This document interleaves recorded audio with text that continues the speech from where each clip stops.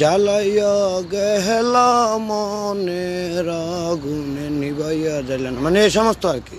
তাতে কি বোঝা যায় যে আমি হাবুডুবু খাচ্ছি, ইতির মাইয়ার প্রেমে পড়ে আমি উতাল হয়ে গেছি, আমি হাবুডুবু খাইয়ে তবে তো বাস, এরকম না। এটা কীভাবে ফলাইন কথা আমি বুঝাইতে পারলাম না, এটা কীভাবে? আমি তো মানুষকে বুঝাইতে মারিয়ে না, আমি তো কারো বুঝাইতে মারিয়ে না, আমার তো মুসিবত হয়ে গেছি। এখন আমি মানুষকে করতেছি দোষ, এই সমস্ত কিচ্ছু না, এটি ফটকা, এগুলো ফাতির লোক, এগুলো বহুত লোক বিরানা করছে, আমাকে সর্বশেষ ধরছে আমার কেরিয়ার ধ্বংস করতে। আমি প্রতিনিধির জন্য হইতে পারি আগামীতে, যেহেতু আমি ফাডু মার্সিডিজ গাড়ি দিয়ে চলাফেরা না করতে পারি, আগামীতে যেহেতু হাজার হাজার লোক আমার থেকে অটোগ্রাফ না নিতে পারে, এই একটি কাজে তারা এখন ঠেকাই দিবার জন্য ষড়যন্ত্র করি। আমি জনগণকে বুঝে করতে এলাম, আমি আপনাদেরকে ক্রিয়া গায়ে করতে পারবো।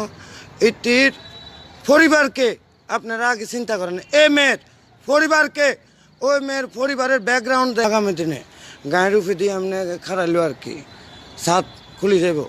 আপনারলে আমার আপনারলে আমার আসি আসি ঢাকা থেকে শুরু করব, ঢাকা থেকে শুরু হয়ে যাব মন্ত্রীগঞ্জ, নারায়ণগঞ্জ, দাউদকান্দি, হোমনা, ইলেটগঞ্জ, ফিটিক হাজার হাজার জনগণ উপস্থিত থাকবে।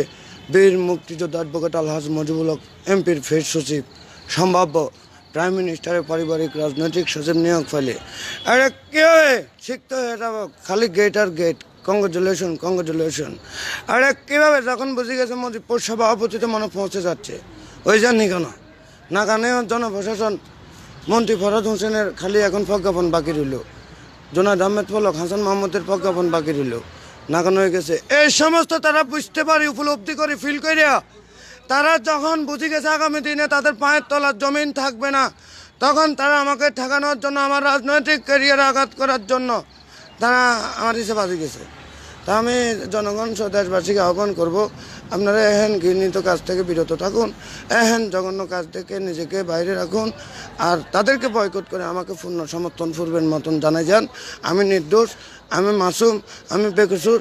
আমাকে হাসা হালাইতে সারি তিরা মাইছি, এটাই চূড়ান্ত, এটাই বাস্তব, এটার উপরে আর কোনো বাস্তব হতে পারে না। এই প্রসঙ্গে লাইভ এখানে মুলতবি ঘোষণা করলাম। আমি পরিস্থিতি দেখি পরে দরকার আবার আইলাম।